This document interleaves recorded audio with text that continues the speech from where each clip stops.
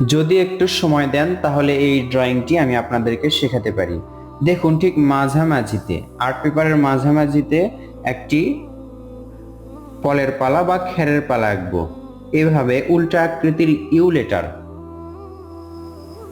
আর হচ্ছে এই দাগটা মিলে দিব। তাহলে দেখতেই পাচ্ছেন এখানে আমরা এই দাগটা ডাবল করব। এটা হচ্ছে খেরের পালা এবং এটা খুঁটি। এবার দেখুন এখান থেকে একটি ত্রিভুজ, আশা করছি এই ত্রিভুজটি আপনারা আঁকতে পারবেন। এবং এই দাগটা ডাবল করে এটার সাথে মিলে দেওয়ার পর এদিকে একটা সোজা দাগ, এদিকে একটা সোজা দাগ, এভাবে আপনারা ছবি আঁকুন। এটা আবার মিলে দিতে হবে। তাহলে ঘরের চালা 1 2 3। দেখুন মাঝের দাগটা কিন্তু একটু বড় হলো। এখন এখান থেকে এটা মেলাবেন, এখান থেকে এটা মেলাবেন, একটু এই শেপে, সোজা না কিন্তু, এই যে দেখুন এইভাবে। এখন আমরা কি করব, এই পাশে একটি জানালা আঁকবো। 2 দাগ দিয়ে একটি চতুর্ভুজ আঁকলেই হবে। দুই পাশে আবার আপনি ডাবল করতে পারেন এবং এর মাঝে শিকের মতো দাগ দিতে পারেন। জানালাটা দেখতে ভালো লাগছে। এবার সোজা একটা দাগ উপর দিকে উঠবে, এই পাশেও আরেকটা, এটা মেলাতে হবে। একই রকম করে এই দাগটাও ডাবল করতে হবে। যদি ডাবল করতে না চান এভাবেই রাখতে পারেন, ডাবল করলে সৌন্দর্য বাড়ে। সোজা দাগ দিলাম। এখন কি করব আমরা, যদি একটি কলা গাছ আঁকি, কলা গাছ আঁকা সহজ হয়। আমরা যেহেতু সহজভাবে এই দৃশ্যটি আঁকবো, 2 3 4, এভাবে যে কয়টি দাগ হয় দিবেন। এই যে দেখুন এভাবে দাগ দিতে পারবেন, কে না পারবে এইভাবে। কলা গাছ আঁকা সহজ, এটা সুন্দর দেখায়, রং করতেও সুবিধা হয়, এজন্য আমরা কলা গাছের পাতা বেশি আঁকি। কঠিন করে আঁকা যাবে না, মোটেও কঠিন করা হবে না, সহজ করে আঁকতে হবে। এভাবে আঁকার পর এভাবে মাঝে দাগ দিতে পারেন। আবার কি করবেন, এই যে দেখুন এটা ডাবল করতে হবে। তাহলে সুন্দর একটি কলা গাছ ড্রয়িং করা হলো। এই পাশে আরেকটি পাতা আঁকতে পারেন চাইলে। এবার আমরা কি করব, আমি শুরুতেই বলেছি দৃশ্যটাকে সহজ করে আঁকতে হবে, কঠিন করা যাবে না। এই বরাবর একটি সোজা দাগ, যদি স্কেল দিয়ে ধরেন আমি দেখাই, এই যে দেখুন এই বরাবর সোজা দাগ দিতে হবে। আমরা স্কেল ব্যবহার করব না, এখান থেকে তাহলে ধরবো এখানে, এখান থেকে সোজা দাগ এই দাগের সাথে মেলাবো। তাহলে ওটা হচ্ছে দূরের প্রান্ত, চোখ দিয়ে যেটা দেখা যাচ্ছে। এবার আমরা গাছপালা আঁকছি, সহজভাবে আঁকবো এবং রং করাও তাহলে আমাদের জন্য সহজ বা সুবিধা হবে। এভাবে আঁকার পর আমরা আকাশে আরেকটি ধাপ আঁকবো। এই যে বড় করে দেখুন, 1 2 3 4 5 6 7, 7টাই হতে হবে এমন কোনো কথা না। এখানে যেভাবে ঢেউ ঢেউ দিচ্ছেন তার থেকে একটু বড় করে ঢেউ আঁকতে হবে। উপরের অংশের ড্রয়িং করা শেষ। এবার আমরা কি করব, নদী ড্রয়িং করব। এই যে এই কর্নারে দেখতে পাচ্ছেন সাপের মতো আঁকা বাঁকা করে আমরা নদীর পাড় আঁকবো। এটা খুব ইজি। এই ভাঁজগুলো আপনার অন্যরকমও হতে পারে, যেমন হয় হোক, ভয় পাওয়ার কোনো কারণ নেই। যেভাবে আঁকবেন সেভাবেই হবে, অন্যরকম হতে পারে।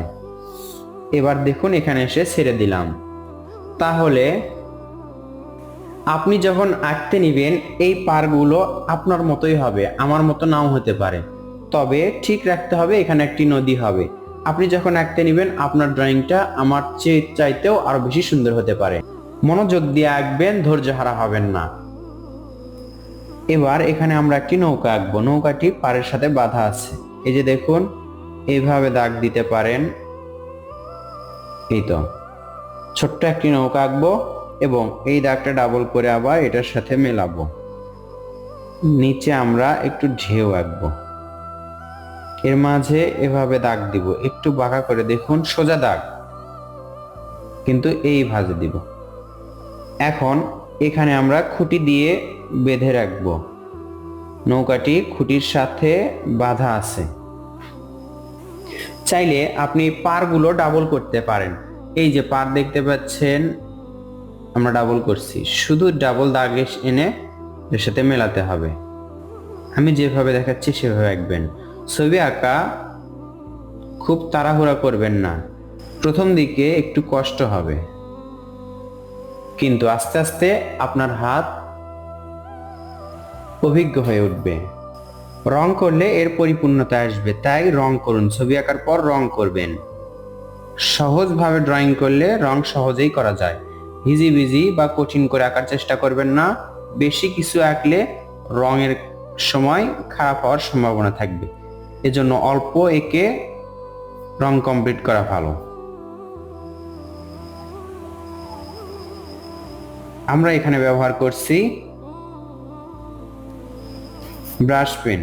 এটা হচ্ছে ডমসের ব্রাশ পেন। এটা হচ্ছে ওয়াটার কালারের মতো। আপনি আপনার প্যাস্টেল রঙই ব্যবহার করবেন। যদি পেন্সিল রং থাকে সেটা দিয়েই রং করবেন। সহজ রং দেখাচ্ছি। এখানে হচ্ছে নীল রং, আকাশি রং, একেবারে গাঢ় নীল রং করবেন না। চাইলে এখানে হালকা বেগুনি রঙও করতে পারেন। এবার দেখুন আমি কিন্তু এটা হালকা সবুজ রং নিয়েছি। মনে করবেন আপনার হাতে যে রং আছে সেই রঙেই আমি রং করছি। আমি সহজ রং দেখাচ্ছি, এমন রং দেখাবো না যেটা আপনার রঙের মাঝে নেই। 12 কালার রঙের মাঝেই এই রংগুলো খুঁজে পাবেন। তাই আপনার হাতে যদি প্যাস্টেল রং থেকে থাকে সেটা দিয়েই রং করুন। তাহলে এটা কি রং হচ্ছে? এটা হচ্ছে হালকা সবুজ রং। পুরো গাছে, এই কলার গাছে আমরা হালকা সবুজ রং করব। এখন দেখুন এটা হচ্ছে উপরের রং করছি। দূরের গাছপালা যেগুলো আছে সেগুলোর উপরে আমরা হালকা সবুজ রং করছি। কিন্তু এবার নিচে ফাঁকা রাখছি কেন? গাঢ় সবুজ রং করার জন্য। এবার আমরা গাঢ় সবুজ রং নিয়ে করছি এবং হালকা সবুজ রঙের সাথে মিলে দেওয়ার চেষ্টা করছি। এবার আপনারা হলুদ রং নেবেন। হলুদ রং নিয়ে এই যে পলের পালা বা খেরের পালাতে করবেন।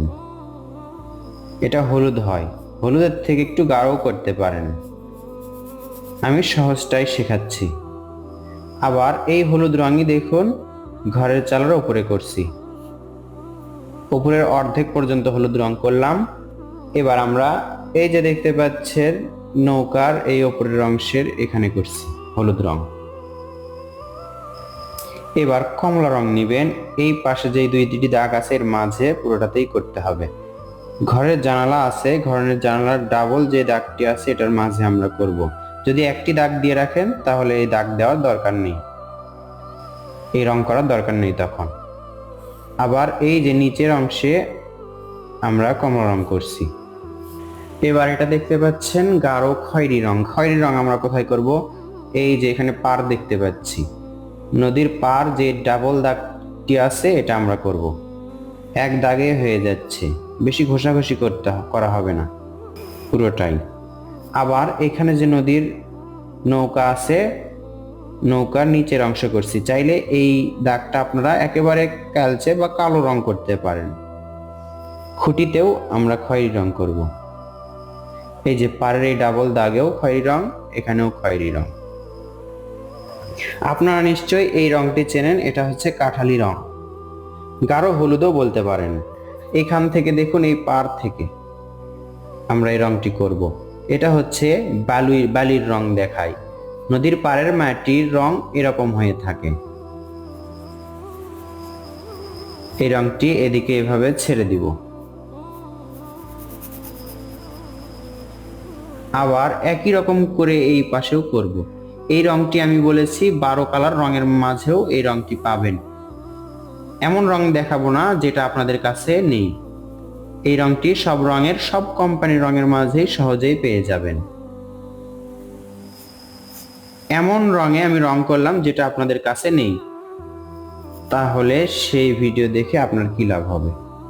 যেটা সহজেই পাওয়া যাবে, ড্রয়িংটি সহজ হবে, কৌশলে আঁকা যাবে, এমন ভিডিওই আমি আপনাদেরকে দেখাতে চাই।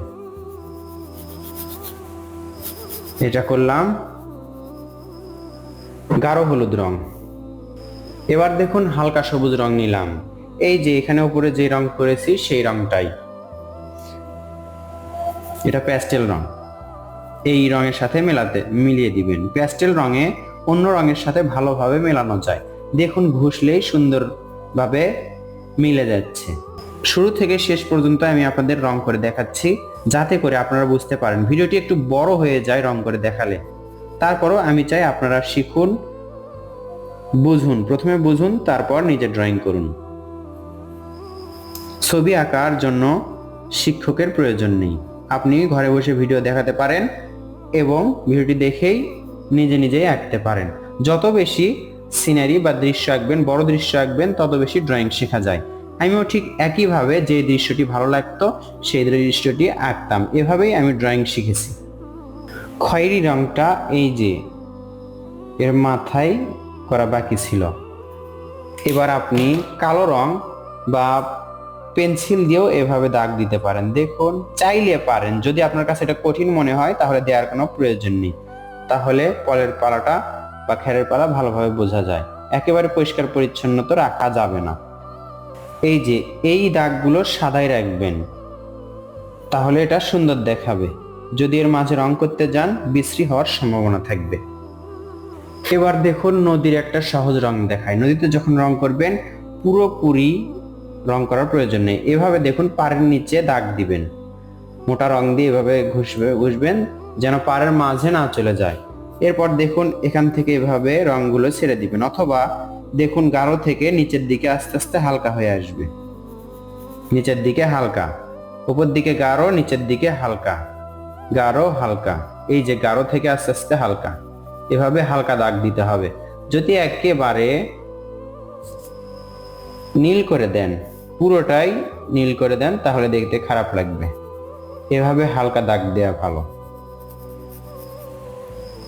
তো বন্ধুরা, আশা করছি এই দৃশ্যটি আপনার কাছে ভালো লাগবে। আপনি সহজে আঁকতে পারবেন, এমনকি অন্য কাউকেও শেখাতে পারবেন। শুধুমাত্র ভিডিওটি তাদেরকে দেখাতে হবে। নৌকার নিচেও আপনি একটু গাঢ় করতে পারেন, গাঢ় নীল করাও যায়। নৌকার নিচে একটু ছায়া পড়ে এজন্য। এরপর আকাশে আপনি পাখি আঁকতে পারেন। এই যে এক দাগে দেখুন, এখান থেকে এই যে শেষ, এখান থেকে এই যে 2 দাগে শেষ। তো বন্ধুরা, কেমন লাগলো এই দৃশ্যটি? আশা করছি আপনার চোখে ভালো লাগবে। শেখাতে পারলেই আমার সার্থকতা। ভিডিওটি শেষ পর্যন্ত দেখার জন্য অসংখ্য ধন্যবাদ। ভালো লাগলে লাইক, কমেন্ট, শেয়ার করতে ভুলবেন না।